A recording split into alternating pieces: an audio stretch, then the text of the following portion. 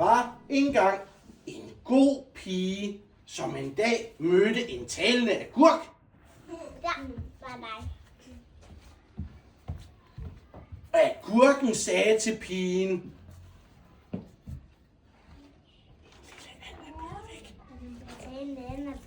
den talende and var blevet væk. Ud og finde den. Det skal du sige til pigen. Du skal ud og finde anden. Jeg tager min båd med ud og sejler. Okay. God idé. Og så sejlede pigen frem og tilbage på havet, indtil hun kom til en ø. Og så satte hun sin båd på stranden. Men hvem kom så hen og mødte pigen? En robotter, onde robotter. Det var nemlig de onde robotter. Og hvad sagde de onde robotter til pigen? Du skal i fængsel. Du skal i fængsel, og du kan kun få røvende fisk.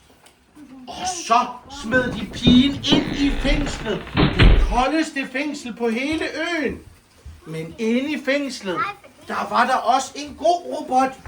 Og den gode robot, den gav pigen et magisk kridt, så hun kunne tegne en magisk dør. Så pigen tegnede en magisk dør på væggen inde i fængslet.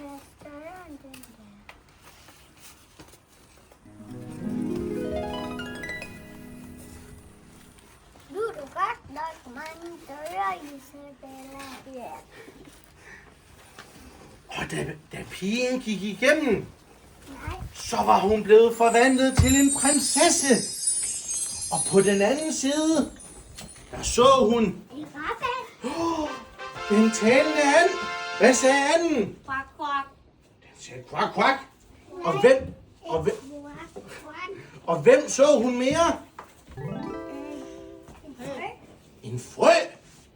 Jeg tog dem med. Og hvad sagde frøen? Kys bare på kinden. Der sker noget.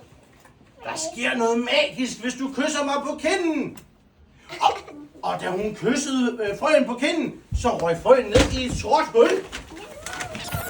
Men op ad hullet, der kom en prins.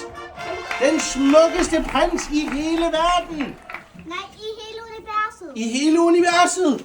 Og hvad sagde prinsen så til prinsessen? Jeg vil gerne gifte med mig. Prinsessen er der.